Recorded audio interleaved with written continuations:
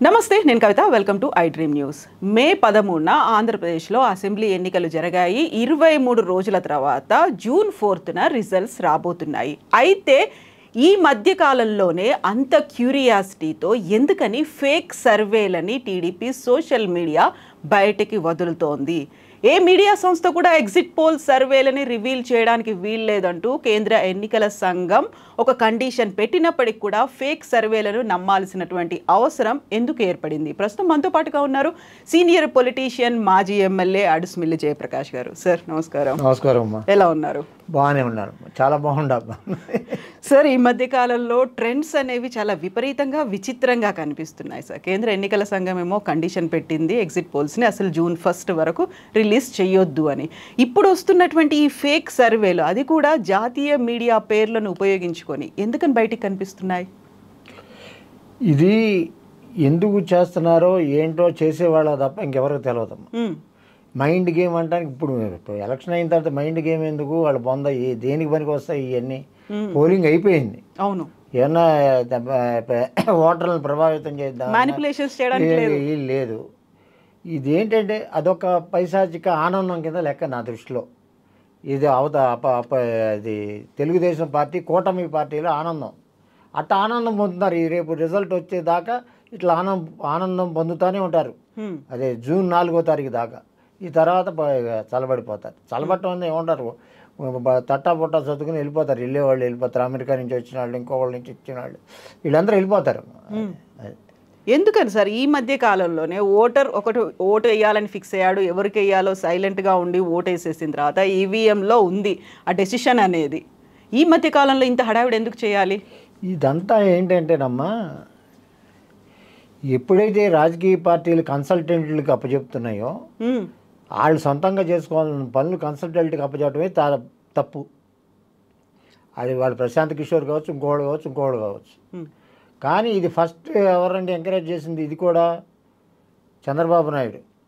అది ఎవరికి తెలియదు. మీకు బెంగళూరులో కన్సల్టెంట్ కంపెనీతో 99 కాడి నుంచి బయటపడకుండా చేయించుకొచ్చాడు.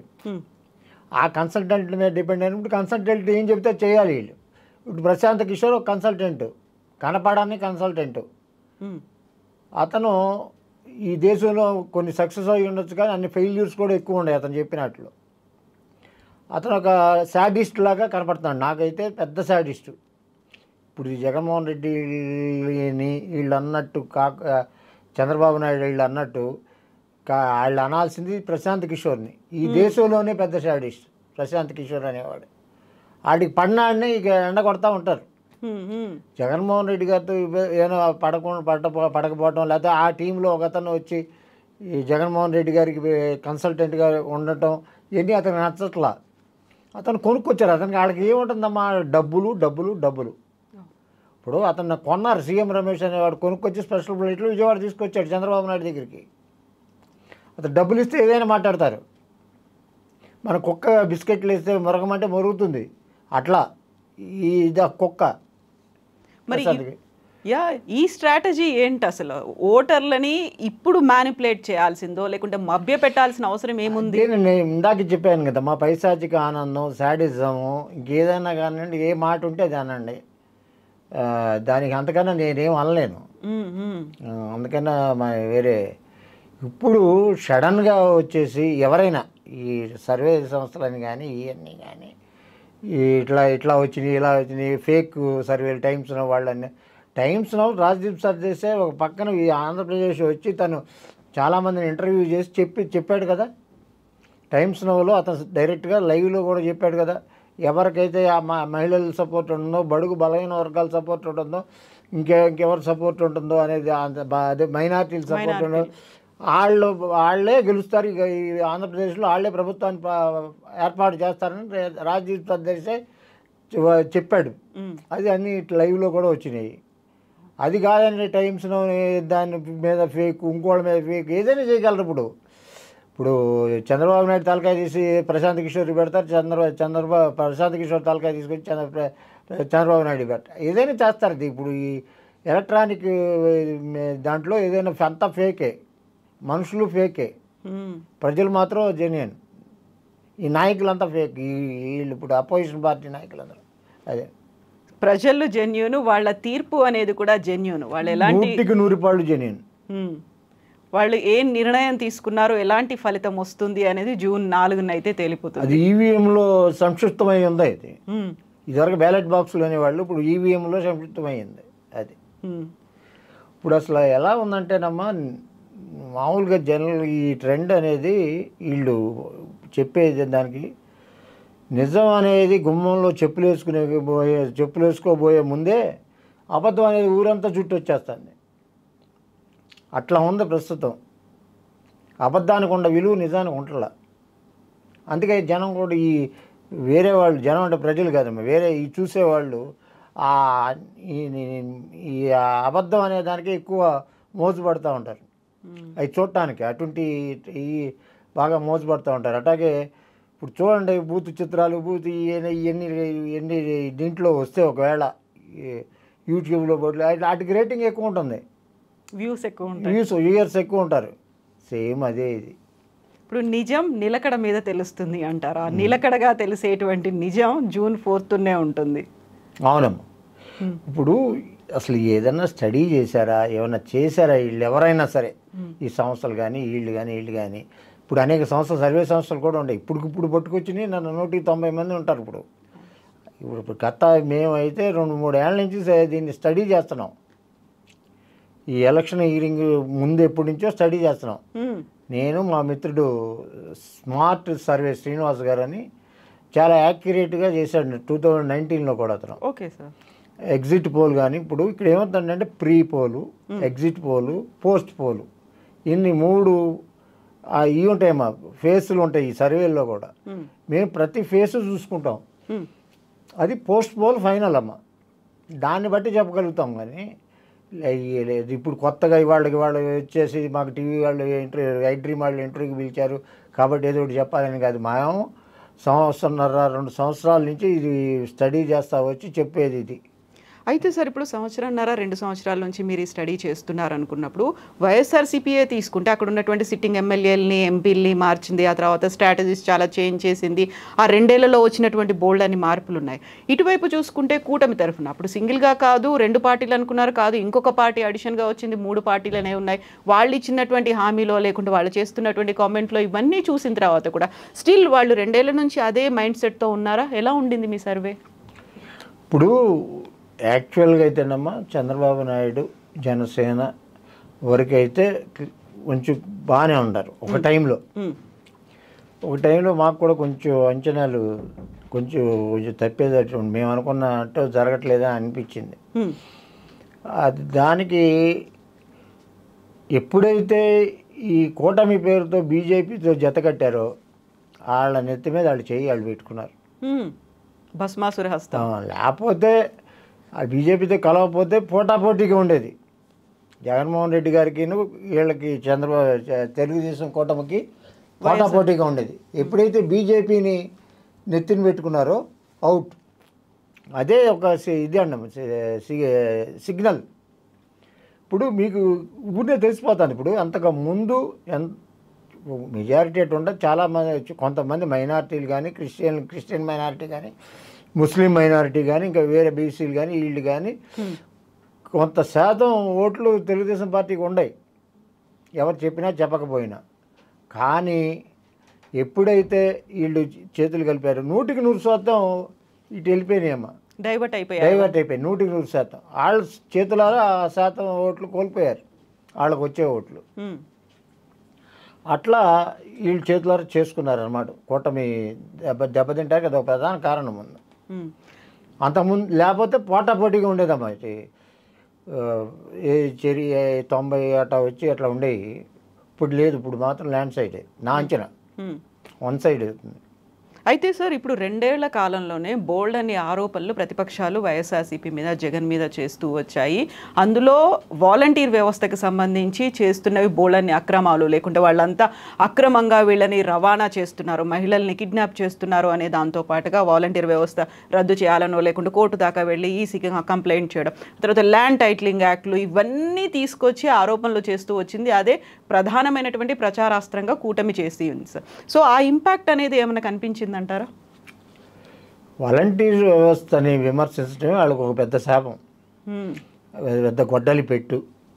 ఎప్పుడైతే వాలంటీర్ వ్యవస్థను ముట్టుకున్నారో అందుట్లో వాలంటీర్స్ అనేక మంది మహిళలు ఉన్నారు. వాళ్ళని పెట్టుకుని హ్యూమన్ ట్రాఫికింగ్ అనేది ఆరోపణ చేశారంటే ఆడు ఎంత నేలబారాడో మనం అర్థం చేసుకోండి. వాళ్ళు అసలు బుర్ర ఉందా, బుర్ర లేదా, వాళ్ళ నాయకులు వీళ్ళు రాజకీయ నాయకులు ఎట్టా అయ్యారని నాకు అర్థం కావట్లేదు.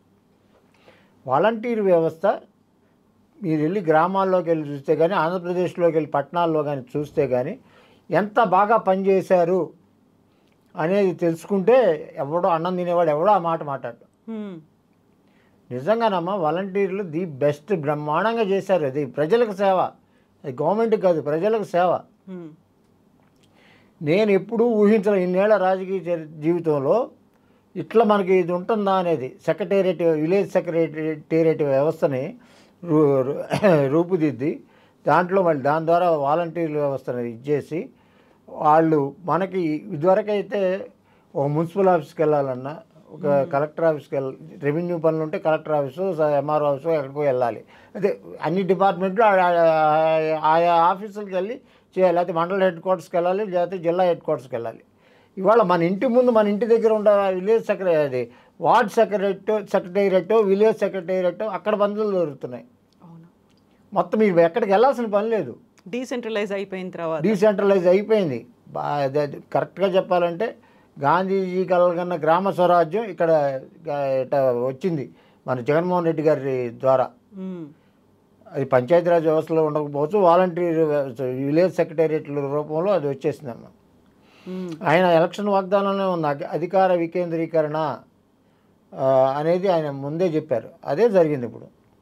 సో ఇప్పుడు ల్యాండ్ టైటిలింగ్ యాక్ట్ అనేది కరెక్ట్గా ఎన్నికలకు ఒక వారం 10 రోజుల ముందు తీసుకొచ్చి ప్రచారం చేయడం మొదలుపెట్టారు. అదే వాళ్ళ కొంప ముంచిందమ్మా, అదే వాళ్ళ కొంప ముంచింది. నా స్టడీలో అయితే ఇది 6.4 ఏదంటారు సూపర్ 6ని వాళ్ళు ప్రజల ముందు తీసుకెళ్ళకపోయారు. తీసుకెళ్ళినా నమ్మేదట్లేరు. ఇది 6,000 ఇస్తాం, 4,000 ఇస్తాం ఇవన్నీ కానీ, బస్సు మహిళలకి ఉచిత బస్సు రవాణా సౌకర్యం అని కానీ, గ్యాస్ సిలిండర్లు ఇవన్నీ చెప్పారు. అవన్నీ ప్రజల్లోకి ఏమి వెళ్ళా, అవి తీసుకెళ్ళకపోయారు. ఎంతవరకు శాడిస్టు ల్యాండ్ టైటిలింగ్ యాక్ట్ ఈ తప్ప రెండో లేవు వాళ్ళకి. ఏ మాట్లాడటం, ఏ పిచ్చి పిచ్చి ఆరోపణలు చేయటం. ఇంకోటి చెప్పాలంటే ఏంటంటే జరిగింది మొన్న ఎలక్షన్లో 2019లో జగన్మోహన్ రెడ్డి గారికి ఓటైన వాళ్ళు, అంటే వైఎస్ఆర్సీపీకి ఓట్లు వేయని వాళ్ళు, అంటే చంద్రబాబు తెలుగుదేశం పార్టీకి ఓట్లు వేసిన వాళ్ళు అందరూ చాలామంది, చాలా శాతం ఇవాళ జగన్మోహన్ రెడ్డి గారికి ఓట్లు వేశారు. కారణం ఏంటంటే అప్పుడు వీళ్ళు లబ్ధి పొందలేదు. జగన్మోహన్ రెడ్డి గారు అప్పుడు ఏమి నవరత్నాలు ఏం లేదు కదా, అప్పుడు పాలన చూడలేదు, జగన్ పాలన చూడలేదు, పాలన చూడాలి. అప్పుడు పాలన చూసిన తర్వాత రెట్టింపు అయిందండి, ఓటర్ల సంఖ్య రెట్టించింది, ప్రజల్లో అభిమానం రెట్టింపు అయింది. అది చాలా ముఖ్యమైన పాయింట్, ఎవరు గ్రహించట్లేదు అది. ఒక్కొక్కళ్ళకి ఒకళ్ళు ఏమో నాకు ఇళ్ల స్థలం వచ్చింది, లేక అమ్మఒడి వచ్చింది, లేకపోతే వృద్ధా పింఛన్ వచ్చింది, లేకపోతే వికలాంగుల పింఛన్ వచ్చింది, ఇంకోటి ఇల్లు వచ్చింది. ఇట్లా ప్రతి కుటుంబంలో ఎవరికైదో ఎన్ని వచ్చిందో వాళ్ళే చెప్పుకుంటున్నారు. మనమేం చెప్పవసరలా. దానికి ఏంటంటే ఎవరి కాళ్ళు వాళ్ళందరికీ వాలంటీర్గా వెళ్ళి ఈ బూతులకి వెళ్ళి ఓట్లేసి వచ్చారు జగన్మోహన్ రెడ్డి గారికి అనుకూలంగా. సార్ ఇప్పుడు ఆంధ్రప్రదేశ్లో 2 పార్టీల పాలనని చూసారు. అక్కడ 2014 నుంచి 19 వరకు టీడీపీ చూసారు, 19 నుంచి 24 వరకు జగన్ పాలనని చూసిన తర్వాత ఇప్పుడు మీరు 2019లో ఎవరైతే జగన్కు ఓటేయలేదో వాళ్ళు ఇప్పుడు వేశారు అనుకున్నప్పుడు 2 పాలనని బేరీజు వేసుకున్నప్పుడు ఎందుకు జగన్కు ఓటేస్తే బెటర్ అనే ఆలోచన అప్పుడు వేయని వాళ్ళకి కలిగింది? వాళ్ళు లబ్ధి పొందారు కాబట్టి. మిగతా అన్నీ లబ్ధి పొందారు కాబట్టి. ఇది ఇప్పుడు దీంట్లో వాస్తవాలు చెప్పుకోవాలంటే ఉద్యోగస్తుల్లో కొంచెం అధిక శాతం మంది మాకు జగన్మోహన్ రెడ్డి గారికి వ్యతిరేకంగా అసంతృప్తి ఉన్నారు. అది కొంచెం ఇదైంది. కిందటిసారి వాళ్ళు ఎటు వేసారో తెలియదు కదా మాకు. మనకి ప్రజలకి మాకైతే తెలియదు 2019లో వాళ్ళేమో జగన్మోహన్ రెడ్డి గారికి వేశారో లేకపోతే చంద్రబాబు నాయుడు గారికి వేశారు. ఎందుకంటే అప్పుడు చంద్రబాబు నాయుడు గారికి అనుకూలంగా పెద్ద వర్గం ఉంది, అశోక్ బాబు నాయకత్వంలో. ఇప్పుడు అదంతా ప్రభుత్వ ఉద్యోగులందరూ వాళ్ళకే పనిచేశారు. ఇప్పుడు అంతే, దాని పెద్ద తేడా ఏం కనపట్ల నాకు. కానీ ఉద్యోగస్తులు ప్రభుత్వాన్ని ఎక్కించలేరు, దించలేరు. అది మాత్రం గుర్తుపెట్టుకోమని. ప్రజలకు ముందు వీళ్ళు నథింగ్. ఉద్యోగస్తులు అనేవాళ్ళు ప్రజల ముందు నథింగ్. వాళ్ళు సేవకులు, ప్రజా సేవకులు మాత్రమే. వాళ్ళు ప్రజల డబ్బులతో ఉద్యోగాలు అనుభవిస్తున్నారు. ఆ జీతాలు ఇస్తున్నారు, ప్రజల డబ్బుతో జీతాలు అనుభవిస్తున్నారు. వాళ్ళు మేము రాజకీయ నాయకులు దించుతాం, శాసిస్తాం అంటే ఏ ప్రజలు ఊరుకోరు. ఉద్యోగస్తుల మీద కూడా చాలా వ్యతిరేకత ఉంది. మనకి మే 13న ఎలక్షన్ కంప్లీట్ అయిపోయింది, అర్ధరాత్రి వరకు కొనసాగింది. 48 గంటల తర్వాత మాత్రమే కంప్లీట్గా వచ్చినటువంటి పోల్ పర్సెంటేజ్ ఏది అనేది తెలిసింది. ఒక హైయెస్ట్ పోల్ పర్సెంటేజ్ నమోదైంది అని తెలిసిన తర్వాత ఇప్పటికీ రోజులు దగ్గర పడుతున్నాయి జూన్ 4 రావడానికి. అయినప్పటికీ కూడా ఇంకా మనకి చాలా టైమే ఉందో, ఆల్మోస్ట్ ఒక 10-12 రోజులు మిగిలింది. అయినప్పటికీ కూడా ఇప్పటికీ ఓటరు తను ఏం నిర్ణయం తీసుకున్నాడో ఈవీఎంలో నిక్షిప్తమై ఉన్నప్పటికీ కూడా ఇప్పుడు జరుగుతున్నటువంటి ఇలాంటి క్యాంపెయినింగ్లో, లేకుంటే టీడీపీ వస్తుంది, కూటమి వస్తుంది, ప్రభుత్వం ఏర్పాటు చేస్తున్నారు, ఇవన్నీ చెప్పాల్సిన అవసరం ఏముంది? ఎవరు చేస్తున్నారు ఇలా? అంటే ఎవరు అంచనాలు వాళ్ళు వేసుకోవచ్చమ్మా, అంతేగాని ఫాల్స్ చేయకూడదు, ప్రాపగాండాలు చేయకూడదు. అది చాలా తప్పు. ఇప్పుడు మెదడు గుడ్డిదైనంత మాత్రం కళ్ళు కనపడవు. ఇక్కడికి మెదడు గుడ్డిదైతే కళ్ళు కనపడవు. అంటే మెదడు పని చెప్పితే కళ్ళు ఏం కనపడతాయి? సేమ్ అదే. చెత్తారం ఉండాళ్ళు చూడలేరు, బదిర్లు వినలేరు. ఈ రెండు చెప్పదలుచుకున్నది. ఇది ఈ జగన్ వ్యతిరేక వర్గం వాళ్ళకి చెప్పేది. ఇది వాళ్ళంతా ఈ బదిర్లు, చెత్తారం ఉండాళ్ళు, ఈ అన్నీ వాళ్ళకే వచ్చేస్తాయి. ఇప్పుడు నేను చెప్పినవన్నీ వాళ్ళు వాస్తవంలో బతకట్లా, అంతా కృత్రిమంగా బతుకుతున్నారు. వాళ్ళు కృత్రిమం అనేది వాళ్ళకి శాశ్వతం, వాస్తవం అనేది జగన్మోహన్ రెడ్డి గారి శాశ్వతం. ప్రజలకి వాస్తవాలు ప్రజలు గ్రహించారు. మా అంచనాలు మాకు ఉన్నాయి. మేము కొత్తగా చేస్తున్న సర్వేలు కాదమ్మా. మేము 2 ఏళ్ళ నుంచి మేము చేస్తున్నాము బ్రహ్మాండంగా. మేము ఎప్పటికప్పుడు ఆ రుజువులు, సాక్ష్యాలు మీకు పంపిస్తాను. ఇప్పుడు ఎప్పటి నుంచి మేము ఎట్లా, ఏ కాన్స్టిట్యున్సీ ఎలా వచ్చింది అప్పటి నుంచి, ఈ 2 ఏళ్ళ నుంచి, దాన్ని బట్టి మేము ఎంత ఇదే పనులు ఉండామా లేదా అనేది మీకు తెలిసిపోతుంది. గత కొన్ని ఛానల్స్కి ఇచ్చిన ఇంటర్వ్యూలో కూడా మీకు తెలిసిపోతుంది నేనేం చెప్పాను, ఏం చేస్తున్నాను అనేది. అంటే నిత్యం ఇదే స్టడీలో ఉండాలి 2-3 ఏళ్ళ నుంచి. నేను ఈ జస్ట్ ఎలా ఉంది, ప్రజల్లో ఎలా ఉంది ఏంటి, నేను అనుకున్నట్టు ప్రజలు అనుకున్నట్టు నేను భావిస్తున్నానా, లేకపోతే నేను అనుకున్నట్టు ప్రజలు అనుకుంటున్నారా అని చెక్ చేసుకుంటూ ఉంటాను నేను. క్రాస్ చెక్ కూడా అవుతుంది. క్రాస్ చెక్ కూడా అవుతుంది. అయితే నేను మార్చుకోలేము నా మనసుని, వీళ్ళు ఇలా ఆలోచించట్లేదేమో, నా ఆలోచన విధానాన్ని నేను మార్చుకోవాలేమో, ఇది తప్పుడు ఆలోచనేమో, అలా అనుకుంటాను నేను, సవరించుకుంటా ఇప్పటికప్పుడు. కానీ నాకు ఎక్కడ సవరించుకునే ఇది లేదు, అవసరం రాలా. ఓకే, జనాలు ఏమనుకుంటున్నారో మీరు అదే రిఫ్లెక్ట్ చేస్తున్నారు. అదే అమ్మా, కరెక్ట్ బాగా చెప్పారు. జనాలు ఏమనుకుంటున్నారో అదే నేను చెప్తున్నాను అని అనుకోవాలి. నా మనసులో అదే ఉంది అనేది నాకు పెద్ద ఎసెట్ అమ్మ. అది జనం ఏమనుకుంటున్నారో అనేది నేను గ్రహించగలను. నాకు భగవంతుడు ఇది ఇచ్చాడు. ఈ ఇన్నేళ్ల ఎక్స్పీరియన్స్లో ప్రతి ఎలక్షన్ని అబ్జర్వ్ చేసి వచ్చిన తర్వాత వాళ్ళ మూడ్ ఎలా ఉంది, వాళ్ళు ఎటువైపు టిల్ట్ అవుతున్నారు, వాళ్ళ ఆలోచనలు ఏంటి, ఇవన్నీ అర్థమైపోతాయి కదా సార్? అర్థమవుతాయండి. అంటే ప్లెయిన్గా ఆలోచించాలి, పక్కన కూర్చొని ఆలోచించి కృత్రిమంగా ఆలోచించి ఈ పూట జగన్మోహన్ రెడ్డి రాకూడదు, చంద్రబాబు నాయుడు రాకూడదు అనేది కాదు. అసలు ఏం జరుగుతుంది, ఏంటి, ఎలా ఉంది ప్రజల్లో. ఇది ఈ సర్వేలే కాకుండా ఎప్పటికప్పుడు జనాన్ని ఎట్లా ఉందా, ఏమనుకుంటున్నారు, ఇవన్నీ అడుగుతాం. రియాక్షన్స్ కూడా ఉంటాయి కదమ్మా. లేకపోతే పని అని అడుగుతాం, కార్ డ్రైవర్లను అడుగుతాం, ఇంకోళ్ళని అడుగుతాం, ఇంకో చోట వెళ్తే ఎక్కడైనా ఫంక్షన్కి వెళ్తే ఎలా ఉందని ఇంకోళ్ళని అడుగుతాం. మా సామాజిక వర్గం వాళ్ళని తప్ప ఎవరినైనా అడుగుతారు. ఎందుకని మీ సామాజిక వర్గాన్ని అడగరు? వాళ్ళు మూర్ఖులు, వాళ్ళు మాట్లాడేది అంతా 1 సైడెడ్.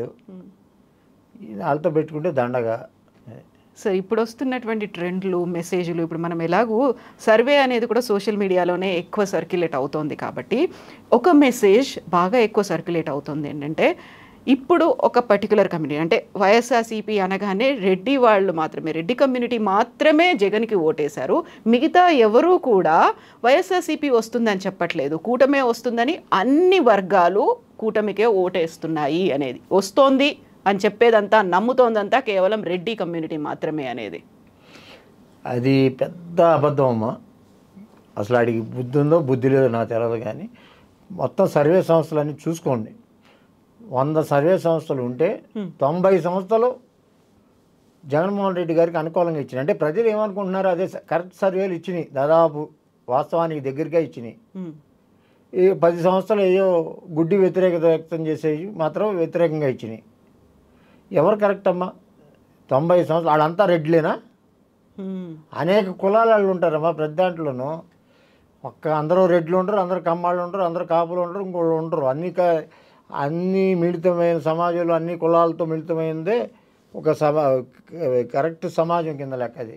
అవును, అది ఆ సమాజం మంచి జరిగిందా లేదా అనేది కూడా ఆలోచించుకుంటుంది, నా భవిష్యత్ ఏంటి అనేది కూడా చూసుకుంటుంది కదా. అవును, వాళ్ళకి వ్యక్తిగత కష్టాలు ఉండవు, కార్పణ్యాలు ఉండవు, వ్యక్తిగత ఇది ఉండదు. వాళ్ళకి కావాల్సిన కొంతమందికి వెల్ఫేర్, కొంతమందికి అభివృద్ధి, కొంతమందికి కొన్ని మా ఊరికి ఏం చేశారు, లేకపోతే మా వార్డులో ఏం జరిగింది అట్టా కొంత ఆలోచిస్తారండి. లేకపోతే మా కార్పొరేటర్ బాగా చేశాడా, లేకపోతే మా ఎమ్మెల్యే బాగా చేశాడా, లేకపోతే మా ఎమ్మెల్యే ఇన్ఛార్జ్ బాగా చేశాడా. మా విజయవాడలో ఉంది, విజయవాడ తూర్పులో ఉంది, ఇన్ఛార్జిగా ఉండాలి, పార్టీ ఇన్ఛార్జిగా ఉండే దేవినేని అవినాష్ ఈ 2.5 సంవత్సరాలు 3 సంవత్సరాల్లో బ్రహ్మాండమైన అభివృద్ధి చేశాడు. ఈ ముఖ్యంగా కృష్ణా కరకట్టకి రిటైనింగ్ వాల్ కట్టించి వరద బాధిత నుంచి విముక్తి కలిగించాడు కొన్ని వేల కుటుంబాలని. అది చాలా పెద్ద పని, మామూలు విషయం కాదు అది. అది జగన్మోహన్ రెడ్డి అది ఫస్ట్ బిగించేసింది యలమంచిలి రవి గారు. దాన్ని కొనసాగించి దాన్ని పట్టుబట్టి ముఖ్యమంత్రి గారి దగ్గర డబ్బులు శాంక్షన్ చేసి తీసుకొచ్చి దాన్ని పూర్తి చేసి ఎంత బాగా చేశాడంటే అంత బాగా చేశారు. దాని పక్క పార్కు, వాకింగ్ ట్రాక్లు ఇవన్నీ ఎంత అద్భుతంగా ఉంటాయమ్మా. మీకు అవన్నీ చూడాలి మీరు, ఇవన్నీ మేము చెప్పటం కాదు, చూడాలి. అది చాలా అభివృద్ధి. లేకపోతే మొక్కలు మొలిసి ఎవడ పడితే వాళ్ళు అక్కడ ఉండి చాలా సగం ఆక్రమణలకు గురయ్యి మొత్తం దాదాపు ఆక్రమణలకు గురైన స్వరాజ్య మైదాన్ పీడబ్ల్యూడి గ్రౌండ్ని మొత్తం ఖాళీ చేయించి అంబేద్కర్ విగ్రహాన్ని పెట్టి బ్రహ్మాండమైన పార్కులు ఇవన్నీ చేస్తే ఇవాళ చూడండి మీరు, ఒక శనివారం ఆదివారం వెళ్తే అసలు పెద్ద తిరణాలలాగా ఉంటుంది అది. అది ఒక జనానికి ఒక పాయింట్, టూరిస్ట్ పాయింట్. ఇప్పుడు ఈ పార్కులు కూడా అంతేనమ్మా. కృష్ణలంకలో ఇప్పుడు జరిగే వీటిలో కూడా జనం విపరీతంగా వెళ్తూ ఉంటారు. ఇట్లా అభివృద్ధి అట్టా ఇన్ఛార్జీలకు ఇచ్చిన అవకాశం వలన అతనికి ఇప్పుడు బాగా ఓట్లు పడతాయి అతను చేసిన కృషికి. అట్లాగే ఎమ్మెల్యేలు చేసిన కృషి ఉంటుంది. అట్టా అక్కడ లోకల్ బాడీలు కార్పొరేటర్లు కానీ ఎంపీపీలు కానీ ఇంకా చాలామంది ఉంటారు, మన జిల్లా పరిషత్ వాళ్ళు కానీ వాళ్ళు కూడా ఎంత కొంత అభివృద్ధిలో పాలు పంచుకుంటారు కదా. ఇదంతా మిళితమైందమ్మా జగన్మోహన్ రెడ్డి గారి అభివృద్ధి. మెయిన్ ఏంటంటేనమ్మా, నేను ఇంతవరకు నా ఊళ్ళో చూడలేదు. అసలు ఎంపీ అంటే అప్పట్లో మాకు చేసినప్పుడు చాలా అసలు అందుబాటులో ఉండడు. ఆయన ఢిల్లీలో ఉండాలని రూల్ ఏమైనా ఉందేమో అనుకునేవాళ్ళం. అవును, రాసి పెట్టి ఉందేమో అందుకని బయటికి రారు ఇక్కడికి రాని, మనకు అందుబాటులో ఉండరు, ఎవరో కూడా తెలియదు. అదే ఎమ్మెల్యేలు కూడా చాలా అరుదుగా వెళ్తూ ఉండేవాళ్ళు ఆ రోజుల్లో. ఇప్పుడు జగన్మోహన్ రెడ్డి గారు ఈ 5 ఏళ్లలో ఎన్నిసార్లు తిప్పుంటారమ్మా ఎమ్మెల్యేని ఇంటింటికి గడప గడప కానీ అదాని ఇదాని. ఎప్పుడైనా సరే ఊపిరాన్ని ఇచ్చారా? ప్రజాప్రతినిధుల్ని ఊపిరాన్ని ఇచ్చాడా? అది మర్చిపోకుండా చేసుకున్నారు. అయినా ఇంకా వ్యతిరేకత ఉన్న వాళ్ళు చాలామందిని మార్చేశారు, రెక్టిఫై చేసుకున్నారు. చంద్రశేఖరరావు గారు చేయలేని పని జగన్మోహన్ రెడ్డి గారు చేశారు. ఆ వ్యతిరేకతను నుంచి అతి సామాన్యులకు టికెట్లు ఇవ్వటం ఇవన్నీ చాలా ఉన్నాయమ్మా దీంట్లో, సోషల్ ఇంజనీరింగ్లో. ఇప్పుడు వీళ్ళు ప్రొఫెసర్ నాగేశ్వరరావు గారు చాలా మంచి విశ్లేషకులు, చాలా నాలెడ్జబుల్ పర్సన్, ఎకనామిక్లో కానీ ఎకానమీస్లో కానీ అదే పొలిటికల్ వీటిలో కానీ. ఆయన ఏదో విశ్లేషణ చెప్తే ఆయన మీద దాడి చేయటం అంటే సోషల్ మీడియాలో ఎవరి మీద పడితే వాళ్ళకి అనుకూలంగా లేకపోతే దాడి చేయటమేనా? ఇంత దారుణం ఉంటుందమ్మా, ఎప్పుడన్నా చూసామా? అంటే వీళ్ళు ఎటు దారి దించుతున్నారు వీళ్ళని, ఈ నాయకులు అనేవాళ్ళు, ముఖ్యంగా చంద్రబాబు నాయుడు. పవన్ కళ్యాణ్ పెద్ద తెలుస్తుంది ఇవన్నీ, అంత పట్టించుకునే ఇది కాదు, అంత టేక్ ఇట్ ఈజీ అనగానే ఉంటాడు అనమాట. చంద్రబాబు నాయుడు చేసే కుట్రలు వాళ్ళు అండుకో, వాళ్ళు చేసే కుట్రల్లో భాగం ఇదంతా. మరి ఎందుకు ఏం ఆనందం పొందుతారు, ఏ లబ్ధి పొందుతారో మనకు తెలియదు అది. సరే, ఇప్పుడు మనకి ఎందుకు ఓటేయాలి, మన పార్టీని ఎందుకు ఎన్నుకోవాలి, మా నాయకుడిని ఇతన్నే ఎందుకు ఎమ్మెల్యేగా నేను చూడాలనుకుంటున్నాను అనే దానికి బోల్డ్ అన్ని క్రెడెన్షియల్స్ వాళ్ళు పెట్టుకుంటారు. నా ఆలోచన ఇది, నాకు నచ్చితేనే నేను ఓటేస్తాను అనుకున్నప్పుడు ఆల్రెడీ ఓటేసేసారు ఓటర్లు. వేసిన తర్వాత ఇప్పుడు ఈ ఫేక్ సర్వేలను తీసుకొచ్చిన తర్వాత వాళ్ళకున్నటువంటి క్రెడిబిలిటీ, విశ్వసనీయత అనేది ఏమవుతుంది? దాని గురించి అందరూ మాట్లాడుకు ఇది ఫేక్ సర్వే. వాళ్ళు కూడా చాలా క్లియర్గా చెప్పారు, లేదు మేము ఇలాంటి సర్వేలని ఏమీ చేయలేదని జాతీయ మీడియాలో చెప్తున్నప్పుడు. దీన్ని ఏంటంటారమ్మో గాలి బ్యాచ్ అంటారు. దీన్ని కరెక్ట్గా చెప్పాలంటే వాళ్ళు గాలిలో పుట్టారు, గాలిలో పోతారు. ఇక అది ఆ ఫేక్ని అదొక ఆనందం పొందుతూ ఉంటారు. అన్నీ ఫేక్ అంతా ఫేకే. వాళ్ళ జీవితాలే ఫేకు, వాళ్ళ నాయకుడే ఫేకు. అది నేను చెప్పేది మెయిన్. ఫేక్ అంటే వాళ్ళంతా ఫేకే. అదే కృత్రిమం ఏంటో మరి నాకు తెలియదు, ఎప్పుడూ లేదు ఈ ట్రెండ్. ఈ టైంలోనే వచ్చింది ఈ ట్రెండ్. ఈ సోషల్ మీడియాలో ఎక్కువ ఇలాంటి సర్క్యులేట్ చేయించుకోవడాలు. ఇప్పటికే పోస్ట్ పోల్ సర్వేలో ఇప్పుడు కొంత అంచనాలు వస్తున్నాయి కొన్ని. దాన్ని బట్టి చాలా ఎంకరేజింగ్గా ఉంది, చాలా ఎంకరేజింగ్గా ఉంది. మేము అనుకోని సీట్లు కూడా వస్తున్నాయి. ఓ, అనుకోనివి కూడా అంటే ఆ నెంబర్ పెరుగుతుందా లేకుంటే? పెరుగుతుంది. ఇప్పుడు మేము కిందటిసారి మీకు వచ్చి మీ ఇది స్టూడియోకి వచ్చినప్పుడు చెప్పింది 95-96 అది చెప్పాను నేను. దాన్ని మించి వస్తాయి. సేమ్ ఇదే నెంబర్ కూడా మాకు వస్తుంది అని కూటమి కూడా అదే చెప్తోంది సార్. ఇక్కడ వైఎస్ఆర్సీపీ ఏ నెంబర్ అయితే చెప్తుందో అదే నెంబర్ని అక్కడ కూడా వాళ్ళు రిపీట్ చేస్తున్నారు. ఇది మాది చాలా సైంటిఫిక్ ఇది సర్వే. మేమైతే 2-3 ఏళ్ళ నుంచి చేస్తున్నాము, చేస్తున్నాము. నేనేం చేయట్లేదు, వాళ్ళ దగ్గర ఫలితాలు తీసుకుంటాము. అది నేను పార్టీకి వాళ్ళకు చెప్తాను, ముఖ్యులకి. ఈవెన్ ఇన్ ఎలక్షన్ హియరింగ్లో అంటే ఇంకా 4-5 రోజులు పోలింగ్ ఉందన్నా కూడా మేము సర్వేలు చూసుకుని కొంత గైడ్ చేయడం కూడా జరిగింది. మాకు ఎక్కడ 1% ఉంది, 2% ఉంది, సమానంగా ఉంది, అంత కూడా ఉన్నాయేమో మా దగ్గర ఇన్ఫర్మేషన్లో. సార్, ఏది కీలకమైనటువంటి అంశంగా మీరు అనుకుంటున్నారు? గతంలో మనం మాట్లాడుకున్న దానికి ఇప్పటికీ కూడా ఇంకా నెంబర్ పెరుగుతోంది వైఎస్ఆర్సీపీకి అనుకుంటే, pre poll, exit poll, post poll, దీంట్లో ఏవి కీలకంగా ఉన్నాయి? ఫైనల్ పోస్ట్ పోలేనమ్మా. ప్రీ పోల్ వేరు, ఎగ్జిట్ పోల్ ఒక మాదిరిగా. ప్రీ పోల్ అంచనాలు ఏంటంటే పోలింగ్ తర్వాత టర్న్అవుట్, వీళ్ళు ఎవరెవరు ఎక్కువ మంది ఓట్లు వేశారు, ఎవరు పోల్ చేశారు వాళ్ళ ఓట్లు, ఇవన్నీ చూసుకొని అది అక్కడ ఎగ్జిట్ పోల్, అటు బూత్లోంచి బయటికి రాగానే తీసుకునే అభిప్రాయం ఎగ్జిట్ పోల్. ఏవి పరిగణలోకి తీసుకున్నారు సార్ ఓటర్లు? ఈ అంశం ఉంది కాబట్టి నేను ఓటేయాలి, ఇది ఉంది కాబట్టి నేను వెయ్యను అనుకున్నది? అంత డీటెయిల్డ్గా నాకైతే తెలియదమ్మా. అవన్నీ ఎవరికి ఓట్లు వేశారు ఏంటి అనేది అంతవరకే తెలుసు. వేస్తున్నారు అనేది, వేశారని తర్వాత ఇప్పుడు పోస్ట్ పోల్లో ఎవరికి ఓటు వేశారు అనేది చాలా సైంటిఫిక్గా కండక్ట్ చేస్తారండి. మామూలుగా కాదు. ఇప్పుడు మామూలుగా ఎలక్షన్లో మీరు అక్కడేమో ఈవీఎం నొక్కుతారు, ఇది బ్యాలెట్ మీద ముద్రించడం. మీ ఆ కాన్స్టిట్యున్సీలో ఏ పార్టీలు పోటీ చేసినా అన్ని గుర్తులు ఉంటాయేమో, ఆ గుర్తులు పెట్టి బ్యాలెట్లు ఇచ్చి కొంత కాన్స్టిట్యున్సీకి నాకు తెలిసి 700-800 శాంపిల్స్ తీసుకుంటారు. కొన్ని కాన్స్టిట్యున్సీలో అంతా బూతులు వేరే సైంటిఫిక్గానే అంత. దాన్ని బట్టి మాకు మంచి ఫలితాలు వస్తాయి. మాకంటే సర్వే సంస్థలకు మంచి ఫలితాలు వస్తాయి వాళ్ళ చెప్పేదానికి. సో ఇప్పటికి మీ అంచనా ఎలా ఉంది సార్? నేను చెప్పే మనటికన్నా పెరుగుతాయని, ఇంత అని చెప్పలేను, డెఫినెట్గా పెరుగుతాయి. 110 అట్లా వచ్చేస్తాయి గ్యారంటీగా. 110 అది నా అంచనా. అది ఇట్లా ఇదేంటంటే ఇప్పుడు మీరు అడిగిన ఇందాక మీరు రాగానే చేసిన వీళ్ళకి ఇది చాలా కృత్రిమం. ఎందుకు చేస్తున్నారో ఈ పైశాచిక ఆనందం ఏంటో నాకు అర్థం కావట్లా. ఫేక్ సర్వే రిపోర్ట్స్ ఇవన్నీ దానికి ఇందాక చెప్పా, చెత్తవారం ఉండాలి చూడలేరు, బదిలీలు వినలేరు, ఇలా ఇటువంటి చాలా ఉన్నాయి. ఇప్పుడు నిజం అనేది కాళ్ళకి చెప్పులు వేసుకోబోయే ముందే అబద్ధం గుమ్మం దగ్గర ఉండగానే అబద్ధం ఊరంతా చుట్టూ వచ్చేస్తుంది. అట్లా ఉంది వీళ్ళ పరిస్థితి. దీన్ని గ్రహించండి. ఇప్పుడు రాజకీయాల్లో శాశ్వత మిత్రులు ఉంటారు, శాశ్వత శత్రువులు ఉంటారు అంటారు, కానీ శాశ్వత ప్రయోజనాలు ఉంటాయి. ఒకళ్ళు రాజకీయ ప్రయోజనాలు ఉంటాయి గ్యారంటీగా, మనుగడ కోసం రాజకీయ ప్రయోజనాలు ఉంటాయి. అది మిత్రులు శత్రువులు పక్కన పెట్టేసి రాజకీయ ప్రయోజనాలు మాత్రం గ్యారంటీ ఉంటాయి. ఇప్పుడు మీరు రాజకీయ ప్రయోజనాల గురించి మాట్లాడినప్పుడు వాళ్ళ ప్రయోజనాలు చూసుకుంటారు ఇవన్నీ అనుకున్నప్పుడు ఇక్కడ ఖచ్చితంగా మాట్లాడుకోవాలి బీజేపీ గురించి.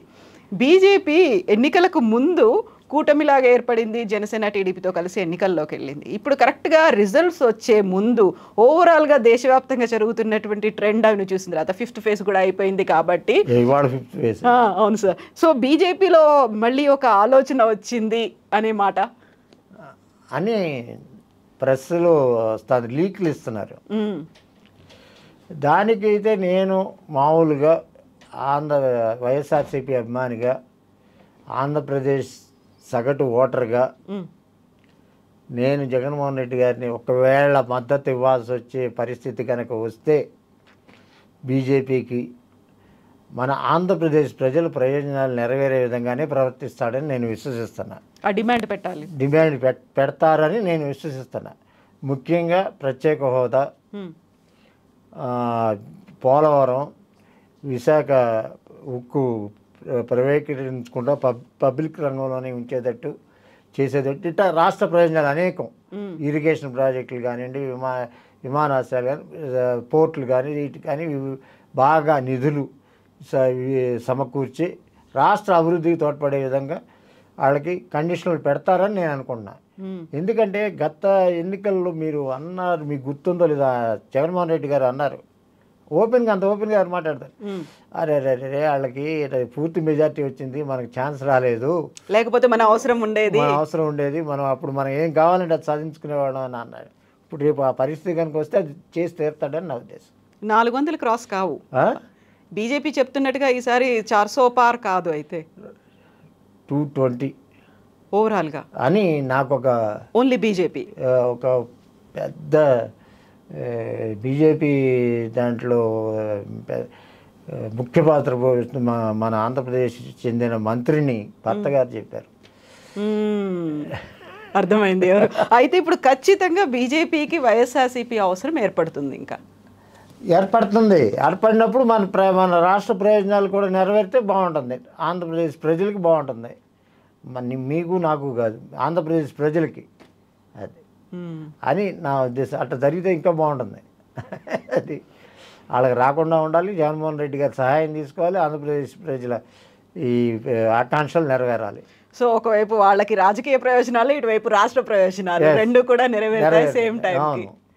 అంటే ఒకందుకు పోస్తే ఒకందుకు తాగుతాడు అన్నారు అని ఉంది కదా, నానుడు ఉంది కదా, అది వర్తిస్తుంది అంతే.